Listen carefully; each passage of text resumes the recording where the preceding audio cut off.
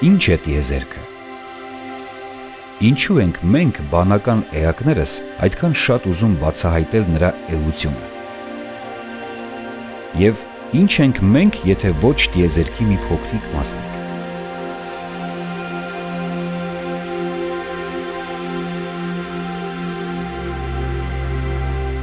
Ճանաչել տիեզերքը նշանակում է ճանաչել ինքդ քեզ։ Մարդկությունը հասել է զարգացման մի կետի, որ հնարավոր է մեզնից միլիոնավոր կիլոմետր հեռավորություն ունեցող տիեզերական օբյեկտներն ուսումնասիրել, թռչել տիեզերք եւ նույնիսկ մեր ապագա տունը փնտրել այլ մոլորակների վրա։ Իսկ ո՞րն է այն կարևորագույն տիեզերական մասնիկը, որից կախված է կյանքը երկիր մոլորակի վրա։ Մինչ դրան հասնելը պատկերացում կազմենք, թե ինչպես է առաջացել տիեզերքը եւ ինչ մոլորակներ են շրջապատում մեզ։ Տիեզերքի սկզբնավորումը գիտնականների կողմից բացատրվում է մեծ պայթյունի տեսությամբ, որը 100 տարի է ինչ շրջանառվում է։ Դրանից առաջ գիտնականները կարծում էին, թե տիեզերքը միշտ գոյություն է ունեցել հավերժության մեջ։ Ըստ մեծ պայթյունի տեսության սկզբում ոչինչ գոյություն չուներ, նույնիսկ դատարկ տարածություն գոյություն չուներ, քանի որ ինքը տարածությունը նույնպես գոյություն չուներ եւ հայտնվում է այրվող գունդ, անասելի փոքր, նույնիսկ ատոմից։ Այս այրվող գնդի մեջ էր ամփոփված տիեզերքի ողջ մատերիան։ Պատկերվող տարբերակներից մեկը հետևյալն է. 13.7 միլիարդ տարի առաջ տեղի է ունենում այդ անհավանական խիտ եւ տաք գազային գնդի պայթյունը։ Պատկերացրեք, թե ինչպես է զսպանակը սեղմում մինչև վերջ, իսկ հետո բաց թողնում։ Նույն կերպ խտացված այդ գունդն է ընդլայնվել, սակայն անասելի հզորությամբ։ Մեծ պայթյունի պահից անցած ժամանակը այնքան փոքր է, որ չափվում է պլանկի ժամանակով։ Պայթյունից հետո առաջացած տիեզերքը ընդլայնվում է, սկիզբ է դրվում տարածություն ժամանակին եւ գրավիտացիոն մեծ ալիքին։ Էներգիան փոխակերպվում է մատերիայի կազմված ատոմներից։ Մեծ պայթյունից մոտավորապես միլիարդ տարի անց գազի հսկա ամպերը սկսել են սեղմվել իրենց կենտրոնների շուրջը եւ վերածվել են միլիարդավոր գալակտիկաների, որոնցից մեկն էլ մեր գալակտիկան է՝ Ծիրկաթինը, որը հայերեն անվանում են նաեւ հարդագողի կամ դարմանագողի ճանապարհ։ Ըստ հայկական առասպելներից մեկի, Վահագնը ասորիների նախնի Բարշամից հարդ է գողանում, որի հետքն էլ երևում է երկնքում եւ ցույց տալիս հարդագողի ճանապարհը, այժմյան Ծիրկաթինը։ Հետ գանք գիտնականների մոտեցումներին։ Ժամանակի ընթացքում մեռնում եւ ծնվում են բազմաթիվ աստղեր։ Ծիրկաթինի մի քանի 100 միլիարդ աստղերից մեկն էլ Արեգակն է։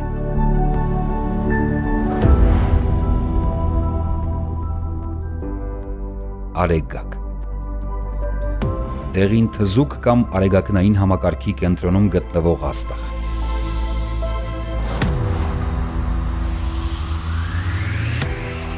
Մինչև 16-րդ դարի կեսը, երբ գիտությունը դեռ պատշաճ զարգացման չէր հասել, ընդունվում էր երկրակենտրոն համակարգը, ըստ որի տիեզերքի կենտրոնում երկրագունդն է եւ նրա շուրջ են դասավորված մյուս բոլոր տիեզերական օբյեկտները։ 7-րդ դարի հայ գիտնական Անանիա Շիրակացին օրինակ կարծում էր, որ երկիրը տիեզերքում պահում է իր հավասարակշռությունը եւ չի ընկնում շնորհիվ իր ծանրության եւ ներքևից փչող քամիների հզոր ուժի հավասարակշռության։ Սակայն հետագայում պարզ դարձավ, որ իրականում կենտրոնն Արեգակն է, բայց ոչ ամբողջ տիեզերքի։ Խոսքն արեգակնային համակարգի մասին է։ Իսկ ինչպիսի կառուցվածք ունի արեգակնային համակարգը եւ ինչ հերթականությամբ են դասավորված մոլորակները։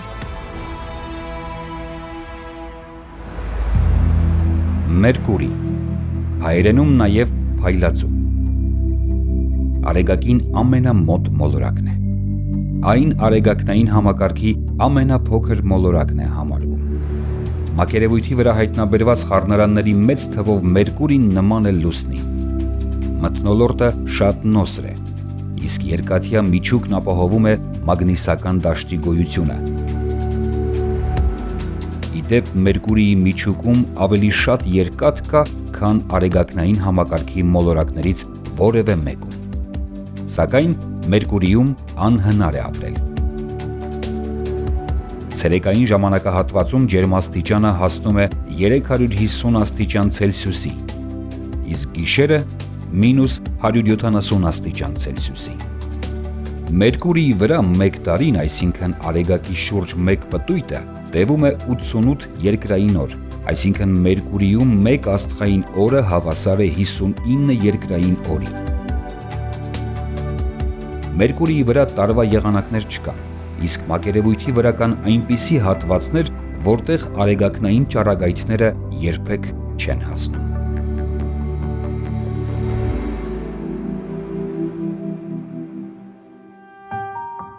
Արեգակնային համակարգի երկրորդ մոլորակը Վեներան է։ Այն համարվում է նաև երեկոյան և առավոտյան աստղ։ Պատճառն այն է, որ հենց այս ժամանակահատվածներում է Վեներան հասնում իր առավելագույն պայծառությանը։ Վեներայի վրա օրն ավելի երկար է տևում, մոտավորապես 225 երկրային օր։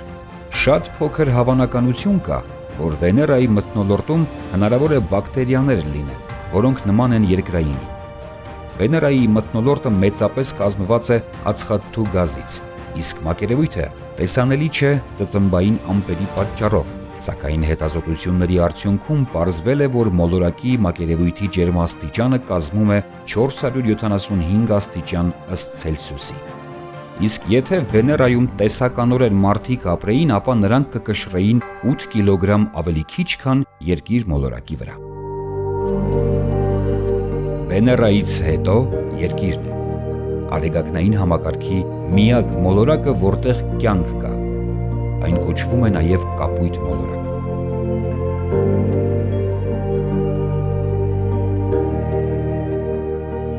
Երկրի մասին ուշագրավ փաստերից մեկն այն է, որ գրավիտացիան այստեղ տարբեր է։ Որոշ տեղերում մենք մեզ ծանր ենք զգում, իսկ որոշ տեղերում թեթև։ Երկիրն ունի բնական արբանյակ, խոսքը լուսնի մասին է։ Երկրի աշխարհագրական թաղանթը կազմված է մթնոլորտից, քարոլորտից, ջրոլորտից, կենսոլորտից և մարդոլորտից։ Չնայած մակերևույթի բարենպաստ պայմաններին, Երկրի միջուկում ջերմաստիճանը կազմում է մոտ 4500 աստիճան։ Ի դեպ, Երկրի միջուկի կառուցվածքը մինչև այսօր լիովին ուսումնասիրված չէ, քանի որ դեռևս անհնար է հասնել նման բարձր ջերմաստիճան ունեցող խորը շերտերին։ Հաջորդը Մարսն է, հայերենում նաև Հրատ։ Այն Երկրին նման է ըստ օրերի տևողության։ Մեկ օրն այստեղ տևում է 24 ժամ 37 րոպե։ Մինչև հիմա Մարսի վրա կյանքի փնտրտուքները շարունակվում են։ Իսկ նրա գաղութացումը պարզապես ժամանակի հարց է։ Եթե մենք ապրեինք Մարսի վրա, երկինքը կլիներ ոչ թե կապույտ, այլ վառ-վարդագույն։ Մարսը պատկանում է երկրային մոլորակների խմբին։ Այստեղ կլիման սեզոնային է, ինչպես Երկիր մոլորակի վրա։ Մոլորակի վրա միջին ջերմաստիճանը կազմում է -63 աստիճան։ Ենթադրվում է, որ Մարսի վրա կան ցամաքած գետերի հուներ։ Մարսի վրա գտնվում է մինչև այժմ հայտնաբերված ամենաբարձր լեռը, մոտավոր 27 կիլոմետր բարձրությամբ։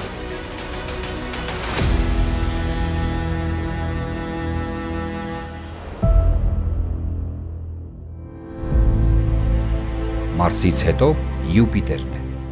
հայերենում լուսնթակ։ Այն արեգակնային համակարգի ամենամեծ մոլորակն է։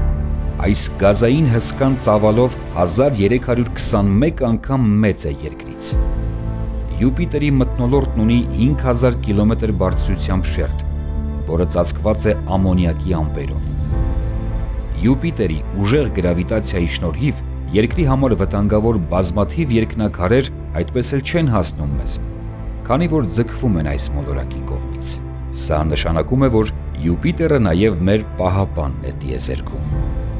Յուպիտերը մեծամասամբ կազմված է ջրածնից, իսկ 1/4-ը կազմում է հելիումը։ Այս մոլորակը չունի պինդ մակերևույթ, իսկ մթնոլորտում հաճախակի են նկատվում կայծակներ, ինչը ենթադրել է տալիս, որ այնտեղ գոյություն ունի նաև ջրային շերտ։ Հաջորդը Սատուրնն է, հայերենում նաև Երևակ։ Սատուրն մոլորակն առաջինը բնութագրվում է իր շուրջ ունեցած օղակներով։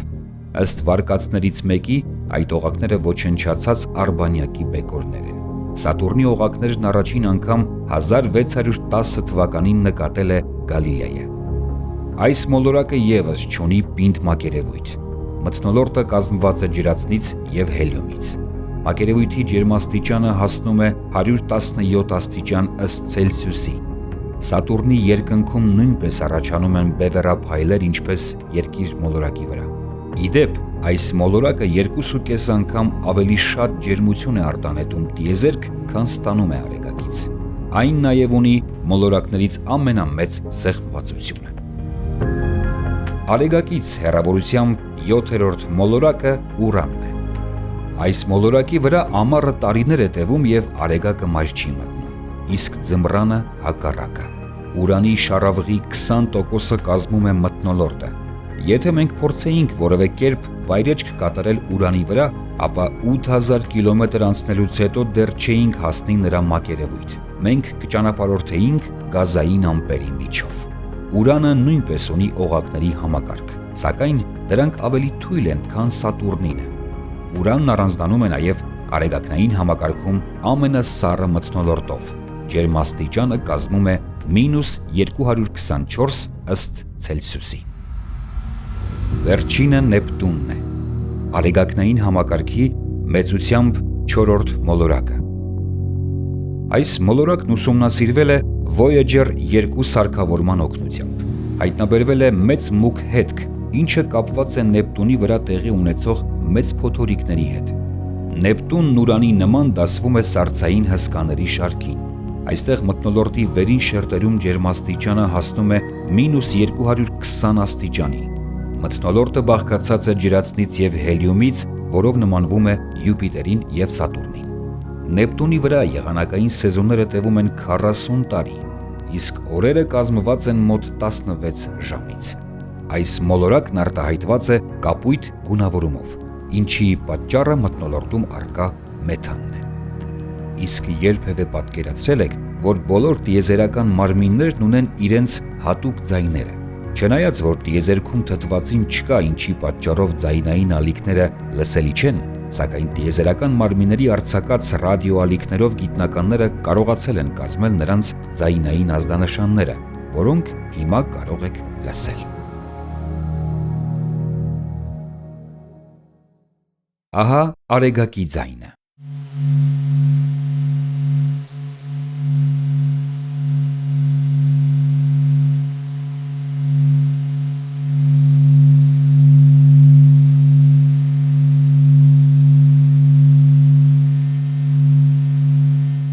Հիմա լսենք Մերկուրիին։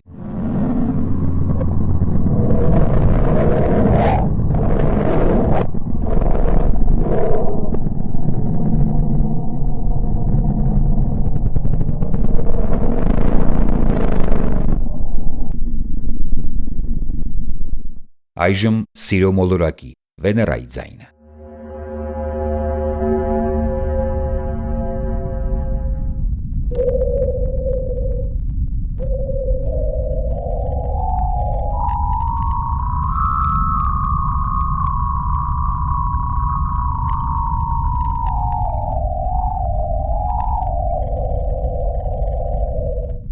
Հետաքրքիր ձայն ունի նաև Մարսը։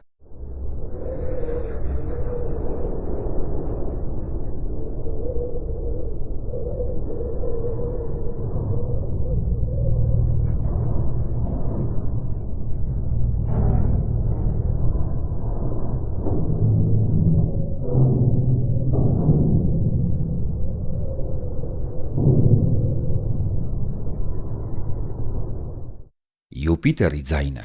բավականին տարօրինակ է։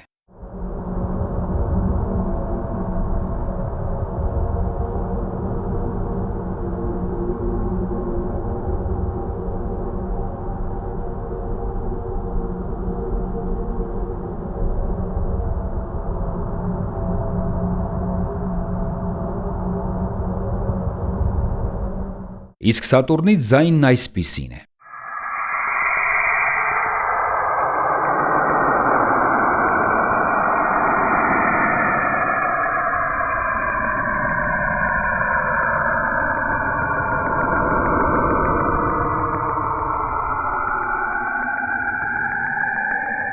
Ուրանն ունի ապշեցուցիչ ձայն։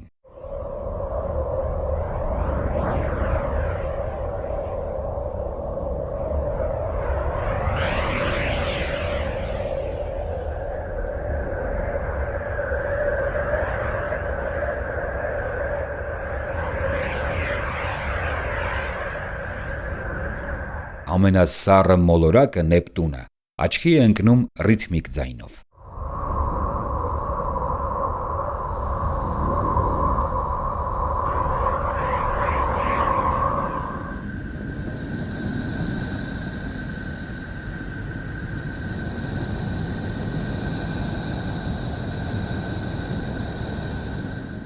Երկիրը մեր մոլորակը բացառություն չէ, նրա ձայնը ամենագեղեցիկն է։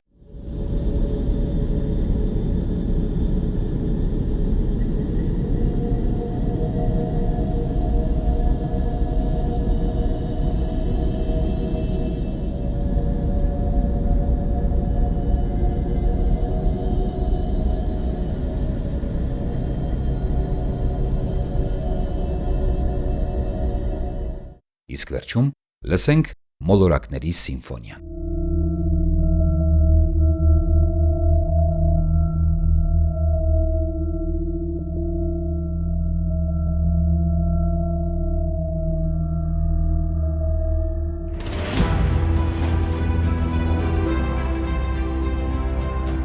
Այս հաղորդման ընթացքում նախատեսել էինք այսքանը։ Չմոռանաք հավանել տեսանյութը։ Եթե դեռ չեք բաժանորդագրվել մեր ալիքին, ապա բաժանորդագրվեք սեղմելով զանգակի կոճակը և ընտրելով բոլոր ծանուցումներ տարբերակը։